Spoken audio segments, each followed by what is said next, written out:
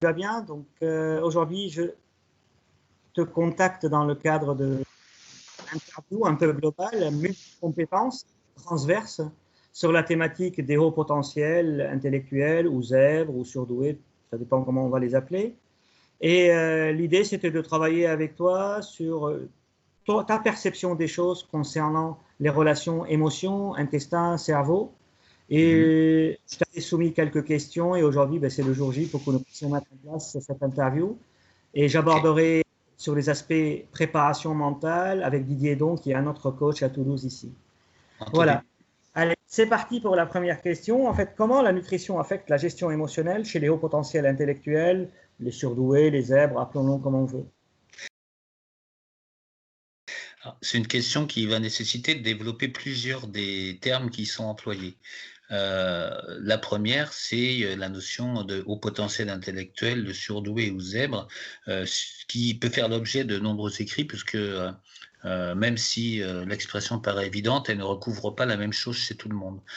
Ce qu'en disent les anthropologues, les psychologues, les philosophes aujourd'hui, c'est qu'au-delà de compétences intellectuelles qui seraient le signe le plus visible qu'on capte, un peu comme un terrien constate qu'un martien est vert et que tout le monde est d'accord là-dessus, c'est un logiciel de fonctionnement qui lui est propre, qui est spécifique et qui se caractérise par le fait que ce qu'on va appeler au potentiel surdoué, zèbre ou singulier gère en fait son angoisse de mort par une très haute exigence mise à la réalisation d'un projet. Et tant que ce projet n'est pas réalisé, cette angoisse de mort qui est présente va conditionner son état émotionnel et va également peut-être conduire à des états de stress tels que ce stress aura des répercussions sur ses agissements. Et donc, la question qui peut se poser, c'est où se situe cette spécificité de ce logiciel. Je développerai un peu plus loin un élément qui est dans mon ouvrage concernant l'influence particulière du microbiote maternel sur ce processus, mais il est certain également qu'une fois les logiciels installés, les sollicitations permanentes dont fait l'objet leur cerveau de par leur curiosité maladive, développent des connexions bien plus importantes. Inversement, on sait que quelqu'un qui sollicite pas son cerveau, c'est comme quelqu'un qui fait pas de sport, qui voit ses muscles perdre en compétence, c'est la même chose. De ce fait, il y a une gestion émotionnelle particulièrement nette, on reviendra sur celle-ci, mais qui est liée en fait à la difficulté à vivre cette angoisse et à la difficulté également à l'apaiser, puisque réaliser des choses difficiles, grandes et exigeantes ne se fait pas tout seul, notamment dans un environnement scolaire ou professionnel qui ne s'y prête pas. Donc, cette perturbation émotionnelle est beaucoup plus marquée que chez d'autres personnes. Et donc, la question de la nutrition, ça va être de savoir comment les choix qu'on met en œuvre au niveau de notre assiette vont favorablement influencer le fonctionnement émotionnel, le fonctionnement de nos neurones, puisque nos neurones se nourrissent. Et dans quelle mesure est-ce que la nutrition va permettre d'y faire face? Eh bien, paradoxalement, bien que ce soit mon champ de compétences initial, je dirais qu'il est très vite limité dans la prise en charge de ces personnes si on raisonne spécifiquement en termes de nutrition du cerveau. Parce qu'en fait, ce qui va être beaucoup plus déterminant, c'est de maintenir des connexions intelligentes et optimales entre l'intestin et le cerveau, puisque c'est à ce niveau-là que les choses se jouent. J'y reviens un petit peu plus loin avec les questions que tu as préparées. Entendu. En fait, en préambule, j'allais mettre avant les questions toutes les redéfinitions en vigueur dans les structures littéraires scientifiques sur chacune, qu'est-ce qu'un zèbre, qu'est-ce qu'un surdoué, qu'est-ce qu'un HPI, etc., pour permettre à nos lectorats, notre lectorat, qui puisse un peu trouver chaussure à son pied. Alors, comme tu dis, parce qu'il y a un petit brouillard et on mélange toutes les sauces, on mélange tous les profils un petit peu. Alors, je m'en doutais, c'est ce qui me permet justement de rebondir sur cette spécificité qui est une approche différente de la gestion de l'angoisse de mort, qui est vraiment, pour moi, l'élément central de la particularité du zèbre. La deuxième question, en fait, c'était plus sur les aspects mentaux, que je vais aborder un peu plus en détail avec Didier Don, mais que je te la pose aussi parce que tu accompagnes certains athlètes dans la gestion de leur alimentation, micronutrition, mais mine de rien, tu touches aussi à l'aspect mental. Et donc, comment les aider du point de vue mental? Alors, ce qui est très important, c'est que Il y a un domaine que j'aborde aussi dans l'ouvrage qui est aussi une tarte à la crème du langage commun, qui est le stress. Le stress n'est pas, contrairement à ce que pensent beaucoup de gens, une échelle d'évaluation des événements défavorables qu'on a pu rencontrer dans notre vie, même s'il y a il y a eu des tentatives de certains psys qui ont donné des cotations arbitraires au divorce, à la faillite, etc. Ce qui crée le stress, plus particulièrement, c'est 4 types de situations sur lesquelles nous reviendrons certainement à plusieurs reprises, qui sont caractère de nouveauté, l'imprévisibilité, l'absence de contrôle et l'atteinte à l'ego.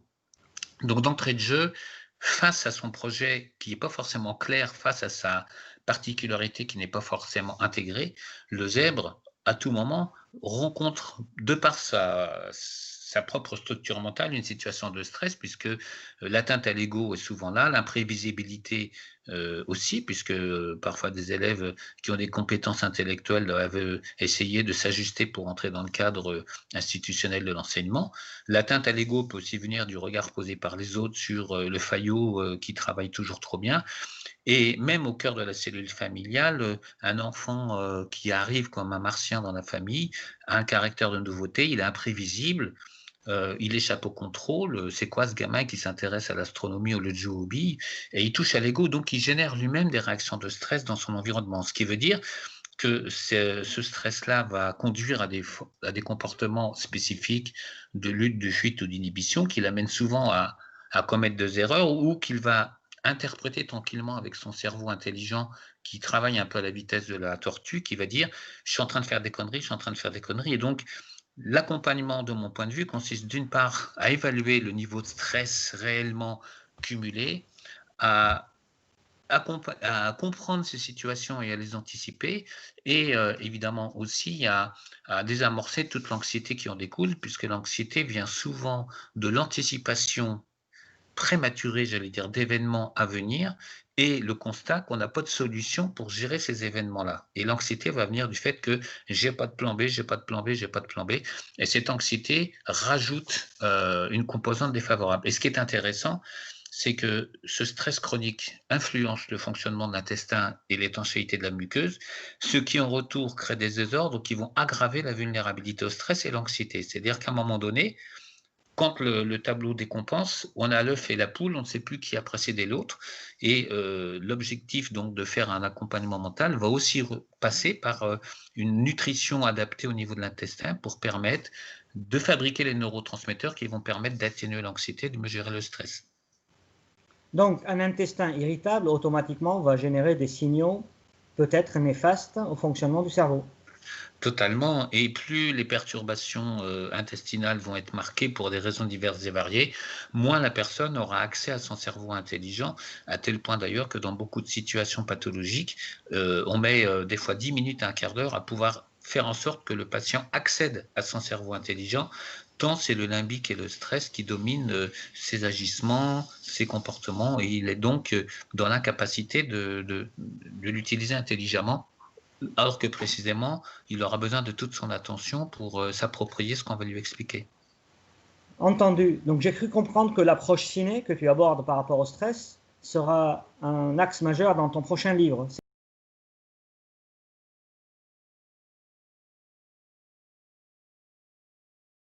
bien ça? Ouais, absolument, parce que quand on a cette lecture-là, on comprend que même des situations favorables peuvent générer du stress, notamment parce que le haut potentiel a une grille d'évaluation de ce qu'il fait, non pas à la lumière du regard des autres, mais à la lumière de sa propre grille de lecture.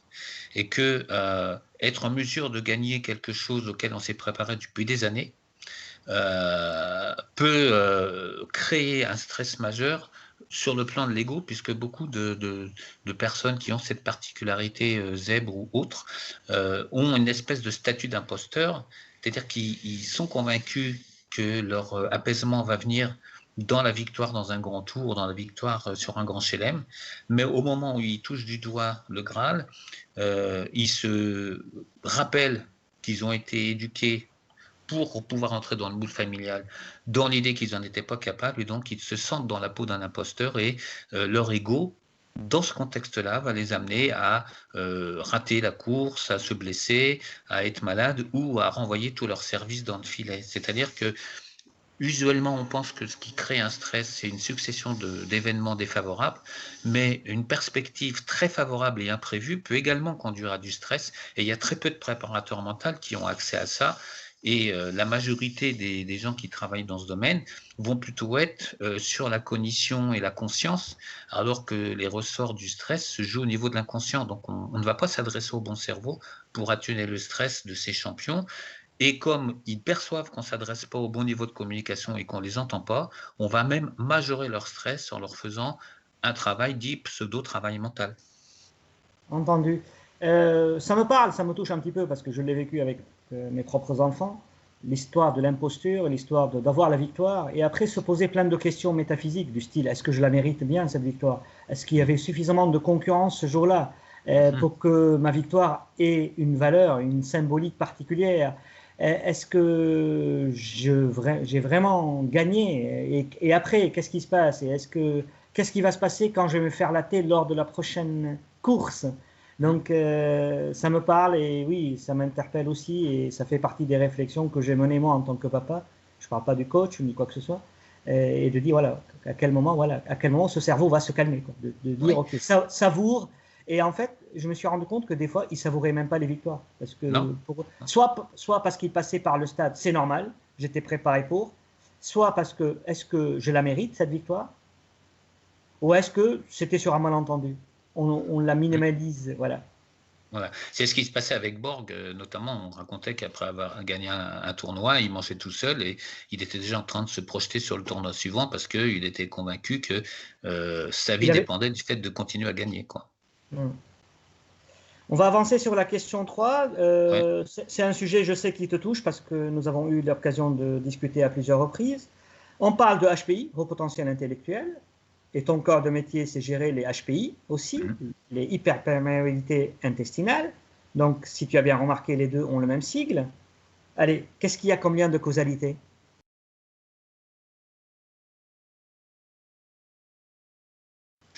Le lien de causalité, c'est une idée que je défends dans le livre et qui me paraît vraiment évidente, c'est que le lien, il est ténu. À savoir que l'hyperperméabilité intestinale est souvent présentée comme quelque chose qu'on découvre, qu'on identifie, qui est un petit peu inné, qui tomberait du ciel. Il y a beaucoup de thérapeutes ou de laboratoires qui disent on va s'occuper de l'hyperperméabilité intestinale. Mais pourquoi est-ce que cette hyperperméabilité se manifeste? Alors, il y a un certain nombre de situations qui peuvent y contribuer, mais principalement lorsqu'elle devient chronique et qu'elle a des répercussions, c'est-à-dire que ce qui rentre dans l'organisme en conséquence de cette hyperperméabilité a des répercussions permanentes.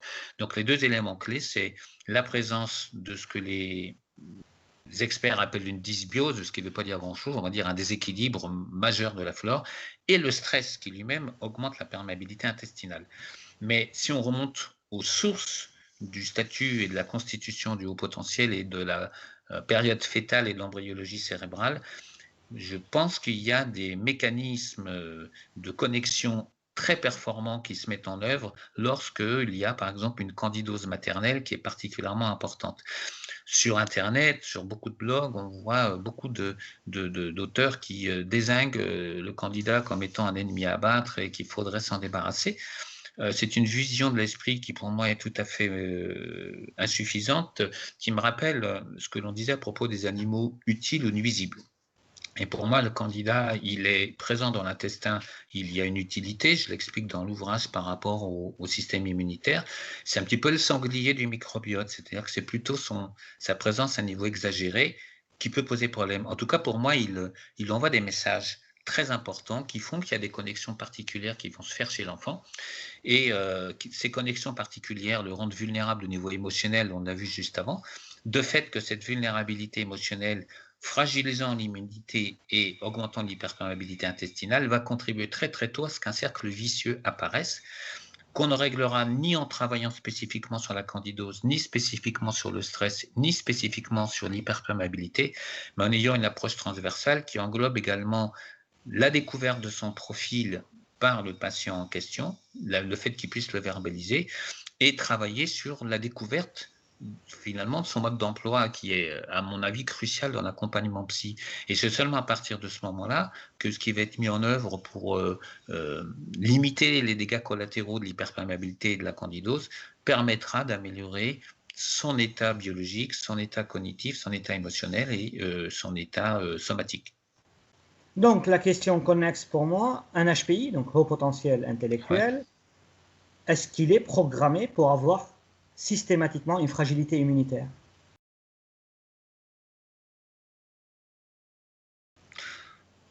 Disons que la question pas de savoir s'il est programmé, c'est de savoir quand le programme va démarrer.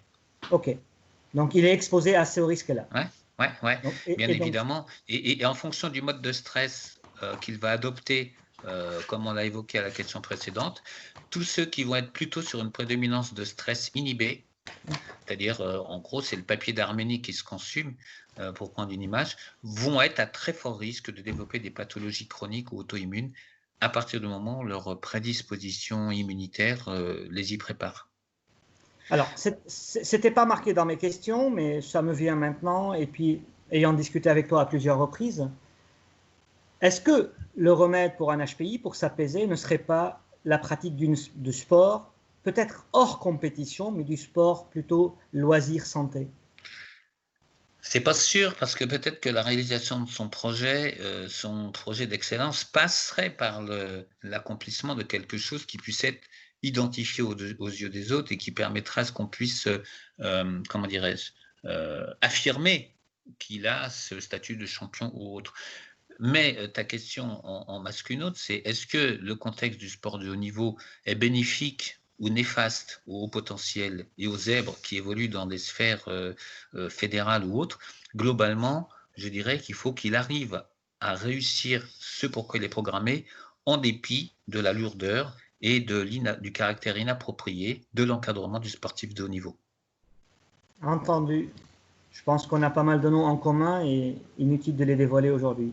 Voilà. Sur la question 4, la non-décision permanente chez les HPI est-elle une fatalité, un câblage à la naissance? Qu'est-ce que tu as à dire sur ce sujet-là? Pour moi, c'est en fait principalement l'incompréhension ou la non-compréhension par le haut potentiel de qui il est et de fait de ne pas avoir intégré que la réalisation d'un projet très grand, parfois trop grand, démesuré, est une question vitale.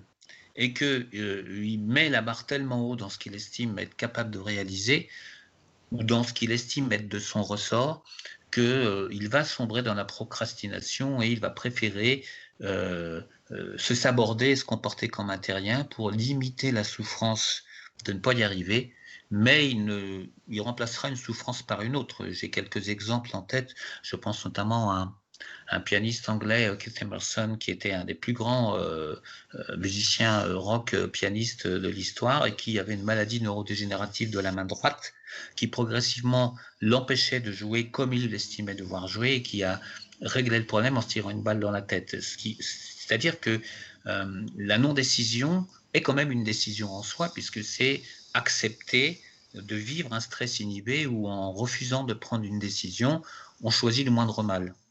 Et donc, on peut aussi rencontrer des patients qui ont été dans cette stratégie permanente. Il m'arrive de recevoir des mails de personnes qui n'ont pas fait d'études, qui n'ont plus de travail, qui sont en souffrance, qui sont assez émues, et qui vous envoient un mail d'une page et demie pour vous expliquer leur histoire médicale, et on constate qu'il n'y a pas une faute de français, qu'il y a des tournures littéraires dans le mail, et on se dit juste, à un moment donné, c'est un zèbre qui, dès le début, s'est trompé de route et que personne n'a aidé à remettre dans le bon chemin. Et il y a énormément de personnes qui se sont perdues en route et on confond souvent ce profil-là avec la connaissance. Et c'est le problème des terriens pour qui avoir des diplômes serait un gage d'intelligence, alors qu'on a juste souvent affaire à des singes savants qui ont empilé des titres et des connaissances dans des tiroirs, mais qui sont incapables de rassembler ces connaissances pour accompagner tous ces patients-là. Dans la non-décision, en fait, j'incluais aussi, c'est ce fait de s'interpeller régulièrement. Si je fais ça, mais est-ce que je vais avoir tel résultat? Mais si je fais ça, qu'est-ce qui va se passer? Est-ce que c'est vraiment ça? Ou est-ce qu'il ne faudrait pas que j'attende un petit peu parce qu'il y aura peut-être d'autres circonstances? entre autres aussi un questionnement permanent sur quelque chose qui aurait pu peut-être être statué immédiatement, Ouais. et quitte à se tromper et vu leur faculté à trouver d'autres solutions, à repartir sur un autre chemin. Mais en fait, comme tu dis, ils préfèrent la procrastination parce que la non-décision est devenue une décision de ne pas s'exposer, quoi. C'est ni plus ni moins l'expression du stress en fuite ou en inhibition, c'est-à-dire que Oui. on aidera le HPI à entrer dans une décision bonne ou mauvaise qu'il corrigera à partir du moment où on désamorcera le niveau de stress pathologique qu'il a cumulé au cours de la vie, justement, en n'ayant jamais perçu autrement qu'intuitivement qu'il avait un statut singulier. Ok, on va essayer de traiter la question 5 parce que tu l'as bien amené. Comment on aide cette catégorie d'individus à travailler l'image de soi et la confiance en soi, la lutte contre le perfectionnisme à outrance, par exemple?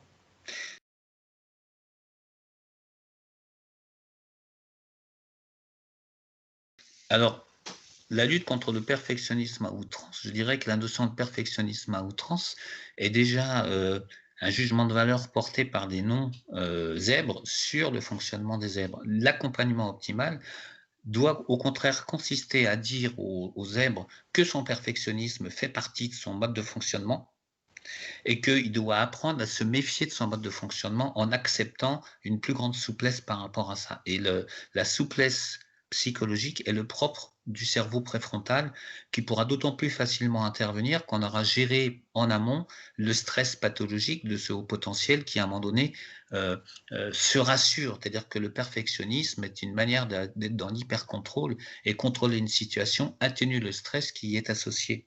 Et c'est ce qui fait aussi souvent le lit de comportements de TOC, de comportements compulsifs, de troubles de comportement alimentaire, puisque par ce truchement-là, le zèbre qui est en souffrance reprend la main sur quelque chose qu'il peut contrôler, fût-ce complètement en marge de son projet.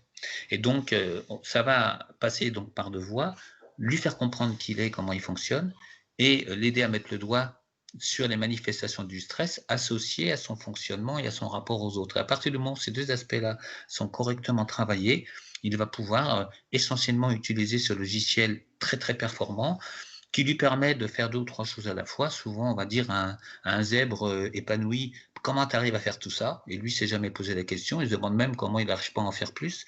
Et donc, forcément, comme il a un gros niveau d'exigence sur chaque détail qui lui saute aux yeux, cette notion de perfectionnisme est comme je disais en introduction de ma réponse, est une sorte de jugement de valeur porté a priori par quelqu'un qui n'a pas le même niveau d'exigence vis-à-vis de soi-même. Et c'est l'outrance, pour rebondir sur le terme que tu emploies, exprime finalement cet hyper-contrôle.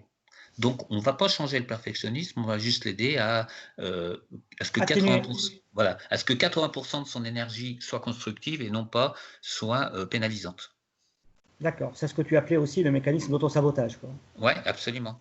Parce qu'une tâche qui devait prendre 1 heure, vu qu'il a envie de bien faire et que son niveau d'exigence il est différent de la moyenne, il va peut-être mettre 3 heures, se faire engueuler par son patron, mais lui, il a voulu bien faire et chercher une excellence que les autres collègues ne peuvent pas faire. Et à fortiori, il va peut-être pointer des dysfonctionnements chez les collègues qui l'empêchent de faire les choses mieux, ce qui va en plus générer du stress chez les autres et créer des comportements de lutte qui font qu'une grande majorité de zèbres vont aussi avoir à un moment donné des histoires de vie qui vont les amener chez les prud'hommes ou à passer par des trajectoires professionnelles précaires. Donc, une souffrance permanente. Ouais.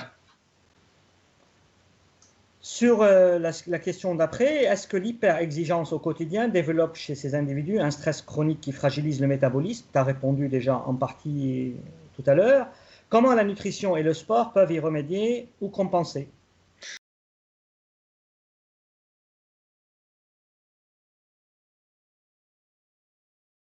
Alors, il y a plusieurs choses. La fragilisation du métabolisme se fait à différents niveaux, au niveau immunitaire, au niveau métabolique en tant que tel, puisque on sait qu'il y a des liens entre l'hyperperméabilité intestinale, les problèmes de diabète, de maladies auto-immunes. Donc, tout ce qui, dans la stratégie nutritionnelle et micronutritionnelle, va permettre d'agir sur les causes et les conséquences de ces pathologies, va de fait les aider. Parce qu'en plus, il y a un cercle vicieux majeur qui peut apparaître, c'est que toutes ces situations physiologiques sont souvent accompagnées d'un terrain inflammatoire et que l'inflammation a comme particularité d'entraver la synthèse de la sérotonine, qui est justement le dompteur des émotions du cerveau reptilien. Autrement dit, ces états métaboliques qui se pérennisent ont comme conséquence d'aggraver la vulnérabilité au stress et la sensibilité émotionnelle qui sont à l'origine de cette fragilité métabolique. On est à nouveau dans une histoire de cercle vicieux, et donc l'accompagnement optimal va consister à aborder le problème par le haut, c'est-à-dire la modulation des neurotransmetteurs, mais aussi par le bas, travailler sur les causes, sur l'effet des perturbations de la sphère digestive sur l'ensemble du métabolisme. Et l'activité physique mise en œuvre ne doit pas être génératrice d'un stress supplémentaire, ne doit pas être génératrice d'enjeux non contrôlés, ne doit pas être génératrice de rapports de force grégaires entre les terriens et les martiens, et doit être bénéfique au niveau des adaptations. J'explique notamment beaucoup dans l'ouvrage qu'une activité physique bien conduite et bien accompagnée entraîne encore plus le cerveau que n'importe quel autre organe par le biais de processus qui ont bien été identifiés. Et d'ailleurs, j'explique à un moment donné dans l'ouvrage que deux bacheliers qui décident au cours de leur vie, pour l'un de continuer à faire du sport, de s'intéresser à plein de choses, d'adopter une vie saine, de ne pas fumer, et pour l'autre de devenir sédentaire, de s'ennuyer au travail et d'être un fumeur-buveur, et bien lorsque, à l'âge de 50 ans, on les confronte à des tests sur leurs compétences cognitives, il y a un énorme décalage qui sera construit parce que les choix qui auront été pris ou qui auront été exprimés par la suite auront des répercussions majeures sur la manière dont le cerveau va être capable de traiter les informations et de prendre des décisions. Ce que tu disais aussi dans tes ouvrages, à un moment donné, la peur de l'ennui aussi. Oui, l'ennui est mortel. L'ennui est mortel. Et le terrien qui ne comprend pas ça va parler d'instabilité. On va même peut-être travailler auprès d'un psy pour essayer de calmer cette instabilité que l'on va voir comme une anomalie, alors que le propre du haut potentiel, c'est de changer régulièrement de trajectoire ou de centre d'intérêt, ou de garder le même centre d'intérêt parce que ce qu'il y trouve renouvelle en permanence sa curiosité et le stimule. Je prends mon cas personnel à ce sujet-là, mais c'est vrai que c'est dans la majorité des situations. J'avais le cas encore hier d'une patiente qui m'expliquait que sur son nouveau poste où elle arrivait depuis 1 an, qu'elle avait mis 3 ans à obtenir, et s'ennuyait, qu'elle commençait à ressentir un stress important parce que tous ses collègues lui disaient « mais tu te rends compte, tu as un CDI et puis c'est simple, le boulot il change jamais, c'est toujours la même chose, pourquoi tu te stresses ?» Et elle avait l'impression donc de parler serbe à des gens qui lui répondaient en islandais, c'est-à-dire qu'il y avait une totale incompatibilité de communication sur ce sujet-là. Donc la bataille, la curiosité est un vilain défaut, est ouverte. Oh bah, pour moi, c'est pas une bataille, la curiosité est un saint défaut. Ce que me disait un de mes profs à Jussieu, c'est l'esprit scientifique est subversif puisqu'il n'admet aucun dogme, il observe sans parti pris et il rend une interprétation de manière objective. Et de ce fait, cet esprit scientifique ne peut s'exercer que si c'est le cerveau préfrontal qui domine sur tous les autres. Ah, nous voilà avancés aussi sur l'étape d'après. C'est un sujet qui te touche particulièrement parce que tu travailles depuis quelque temps et qui va faire, je pense, un petit peu comme un effet de, je sais pas, j'aime pas le mot bombe, mais un petit peu un électrochoc pour la population. Comment le cerveau et les intestins cohabitent, interagissent pour ces individus? Clairement, pour moi, le cerveau est un deuxième intestin dans la mesure où le développement de nos neurones est sous l'influence du monde bactérien de la maman, puis ensuite de tous les événements qui surviennent, et que toutes les pathologies neurodégénératives, toutes les pathologies psychiatriques, tous les troubles fonctionnels qui affectent le fonctionnement cérébral s'inscrivent dans un contexte où il y a des dérèglements peut-être même transgénérationnels de la flore intestinale qui sont en jeu, et que la psychiatrie, finalement, est une discipline qui consiste à repérer de manière statistique un certain nombre de symptômes. C'est le S du DSM, qui est le registre, la Bible des psychiatres orthodoxes, à assembler un certain nombre de signes en disant vous avez tel signe, vous avez telle pathologie, à donner un nom à la pathologie, à imaginer un traitement pour traiter les symptômes. C'est-à-dire qu'en gros, quelqu'un qui a eu un gros souci identifié psychiatrique, qui a eu un accident de la route, le psychiatre va considérer que si le pare-brise est abîmé, que le pare-choc est enfoncé, que la portière est rayée, alors il a eu un accident et qu'en changeant de pare-choc, de pare-brise et de portière, on l'évitera de sortir à nouveau de la route. Que si c'est le pare-choc qui est plus abîmé, on va dire qu'il est bipolaire, que si c'est la portière qui est abîmée, on va lui dire qu'il est plutôt schizophrène, et que si c'est le pare-brise qu'on n'arrive pas à changer, on va lui dire qu'il est névrotique ou psychotique. C'est-à-dire qu'on a toute une construction on va dire, clinique qui s'est faite en regardant de l'extérieur le cerveau et qui est caduque à partir du moment où on considère la neurobiologie. Et que la neurobiologie ne peut exister que si on considère l'influence de l'intestin sur le cerveau. Il y a beaucoup d'auteurs aujourd'hui qui ont révolutionné le champ des compétences, mais ça heurte beaucoup de monde puisqu'il y a un caractère de nouveauté, d'imprévisibilité, que ça touche à l'ego. Donc le monde scientifique, dans sa majorité, se recroqueville face à ces connaissances-là parce que ça crée un stress majeur qu'ils ne sont pas en mesure de gérer puisque on ne peut pas avoir fait 10 ou 15 ans d'études pour se rendre compte que ce qu'on a appris est caduque et qu'il y avait une autre manière de regarder. Donc, on va adopter des comportements de fuite, d'inhibition ou même de lutte, comme on a pu le voir à l'encontre de Didier Raoult, par exemple, lors de la crise du Covid, où il n'y a aucune des critiques qui avaient été émises à son encontre, qui était du domaine du rationnel ou de la construction de la connaissance, on était juste dans l'expression d'un champ de bataille, d'un stress grégaire. En fait, là, tu ouvres un autre champ, c'est-à-dire est-ce qu'on enseigne la médecine dans une approche causalité-effet ou bien juste on traite le symptôme? Parce que là, aujourd'hui, tu vas chez un médecin parce que tu as un petit peu bobo, un léger eczéma, il va te dire prends telle pommade. Mais la causalité de ça, on ne l'aura pas appris. Donc là, tu ouvres un autre champ et est-ce que la médecine globale, générale, va être réformée et dans une approche holistique? Bon, ça, c'est encore un grand point d'interrogation. Il y a encore une autre question derrière, c'est est-ce que le maintien de cette structure de pensée, ce mode de fonctionnement, de ce mode d'enseignement, ne sert pas à un ordre établi qui permet à l'histoire collective de tenir face à l'angoisse de mort généralisée?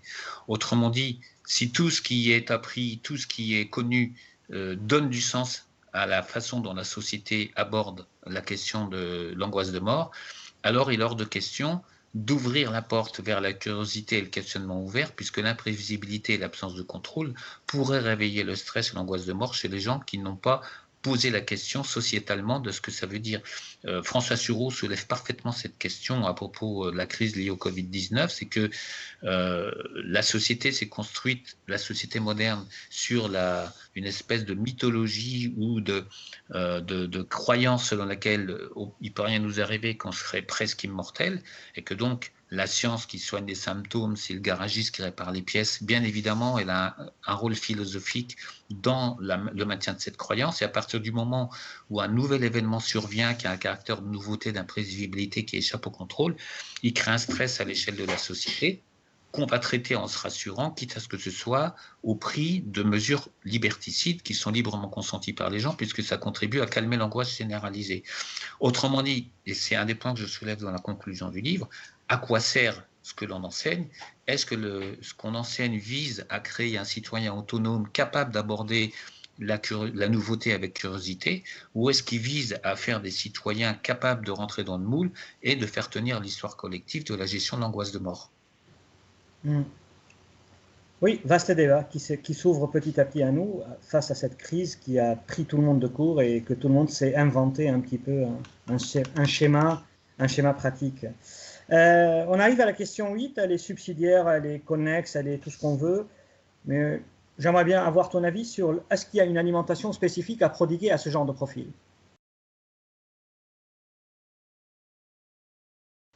Tu as parlé du lien. Non, on va dire qu'il y a des pistes de réflexion dans l'algorithme intellectuel du thérapeute qui vont l'amener à se questionner plus particulièrement sur telle ou telle chose, le gluten, les probiotiques, les évictions, les oméga 3.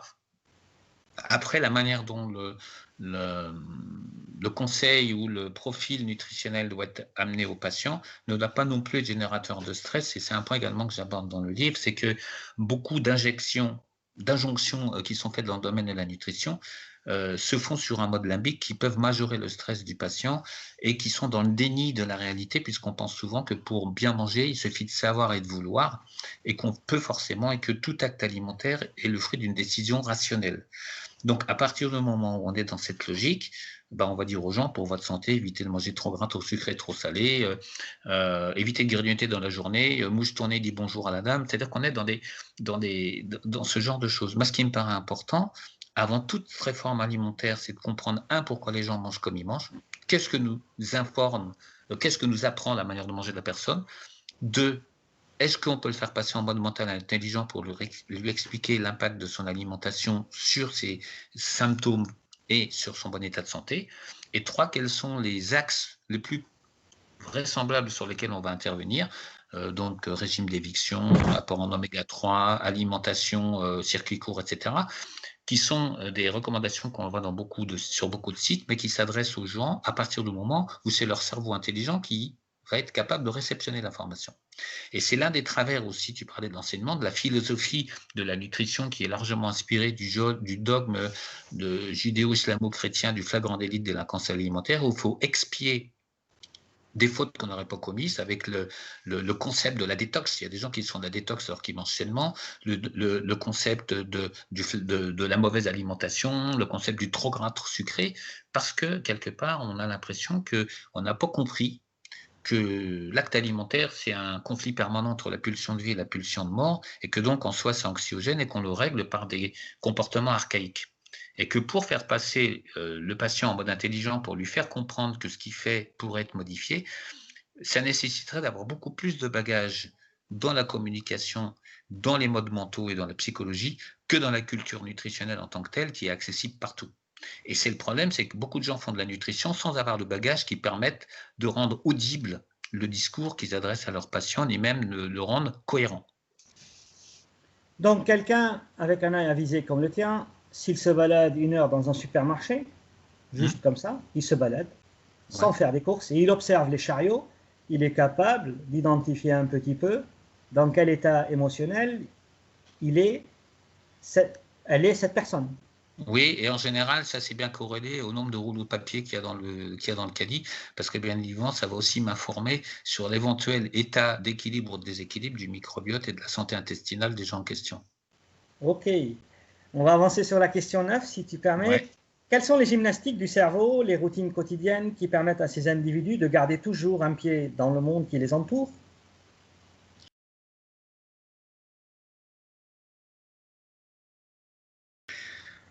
Alors, est-ce qu'ils sont à même de garder un pied dans le monde qui les entoure? Je pense que pour garder un pied dans le monde qui les entoure, il faut qu'ils identifient les personnes qui sont tombées comme eux d'une soucoupe et qui ont compris que la soucoupe s'est écrasée en touchant la terre et qu'ils n'avaient aucune chance de retourner dans le monde d'où ils viennent.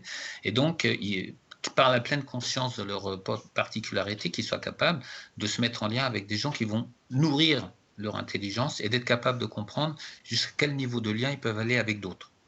De comprendre que leur niveau d'exigence n'est pas celui que les autres appliquent et qu'ils puissent trouver un compromis entre ce que aimeraient que les choses soient, c'est-à-dire leurs besoins, et ce que le monde attend de qu'ils soient, c'est-à-dire les valeurs. Et tant que l'écart entre les deux n'est pas trop important, ils ne vont pas subir de stress. Si le stress augmente, ils vont utiliser des techniques habituelles, méditation pleine conscience, yoga, activité physique, loisirs, etc. Et quand l'écart devient trop important, il faut qu'ils changent, tout en continuant d'utiliser ces techniques de gestion de stress, si possible en les mettant en lien avec d'autres zèbres qui vont être dans les mêmes structures qu'eux et qui vont vite apprendre à reconnaître. La deuxième partie de la question, je vais un peu l'ajuster par rapport à ce que je t'ai proposé. J'aimerais juste que tu me touches un mot sur deux petites phrases sur comment ils luttent contre le surengagement. Il est avéré que les HPI, les surdoués, les zèbres, sont constamment dans le surengagement.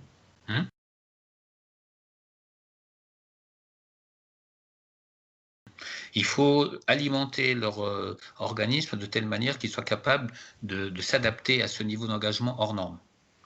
C'est-à-dire que si on demande à un HP de ne pas appliquer son logiciel qui le met dans la réalisation du projet, dans l'engagement, on lui crée un ennui mortel. Donc l'enjeu, c'est de voir jusqu'à quel niveau d'accompagnement on peut aller pour qu'il soit capable d'être hyper performant, de faire plusieurs choses en même temps, sachant que l'essentiel de l'énergie qu'il va gaspiller dans certaines situations, c'est pour gérer le stress. Parce qu'on oublie souvent une chose, c'est que ce n'est pas l'hyper-engagement en soi qui est problématique, c'est l'hyper-engagement dans un contexte de stress qui les bouffe.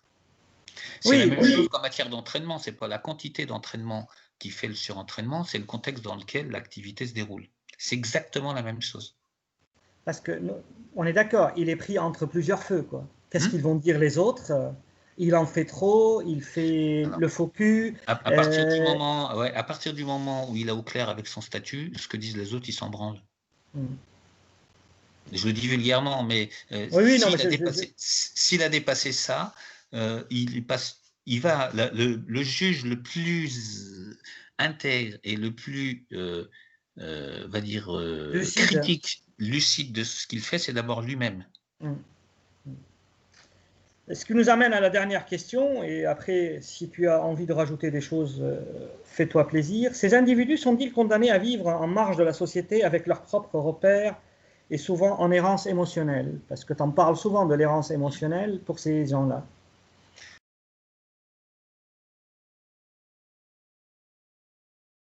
Ça peut être une espèce de, plutôt que fatalité, de loi statistique, mais je pense que la pleine conscience de leur singularité peut leur permettre, un petit peu comme dans le feuilleton Les Envahisseurs, de se reconnaître entre eux. Et comme dans la mythologie de certains films de science-fiction où des extraterrestres d'une autre planète viendront parmi nous et sauver la Terre et corriger les erreurs des hommes, ils sont déjà là, ils ont déjà atterri, il faut juste leur laisser le temps de prendre les rênes. Et c'est vrai que ce qui se passe actuellement, quand on voit l'écoute accordée à des Pierre Rabhi, à des Aurélien Barraud, à des gens comme ça, quand on voit la manière dont le confinement amenant au repli sur soi et à la prise de conscience a influé de manière radicale sur les modes de vote et les projets de société au sein du monde, on se dit qu'on peut être résolument optimiste à partir du moment où l'engagement sans faille et intègre de ces personnes-là leur permettra de s'investir à fond dans la société et ils cesseront d'être jugés. Le meilleur moyen de ne pas être jugé, c'est de faire baisser le niveau de stress de la société. Et le niveau de stress de la société, il est lié au fait que beaucoup de gens se sentent floués parce qu'ils ont passé beaucoup de temps et d'énergie à trouver un travail pour survivre en étant aujourd'hui confrontés à la précarité, et tous se disent « et si on commençait à faire quelque chose d'utile ?» Et à partir du moment où chacun, son propre niveau, devient le champion de sa vie, il sera beaucoup plus facile de mettre de l'huile dans les rouages. Et inversement, plus les personnes sont en opposition avec leurs besoins profonds, et pas seulement les HP, plus le stress sociétal augmente et plus les pathologies augmentent. Super, enrichissant. Y a-t-il des choses que j'ai pas posées, des questions que j'ai pas posées ou des choses à rajouter? Non, c'est parfait. Pour moi, c'était parfait. Ça permet vraiment de tout développer. J'étais ravi de passer ce moment avec toi et je te dis à bientôt pour une prochaine séquence. Yes, à bientôt. Yes. Salut, bonne journée.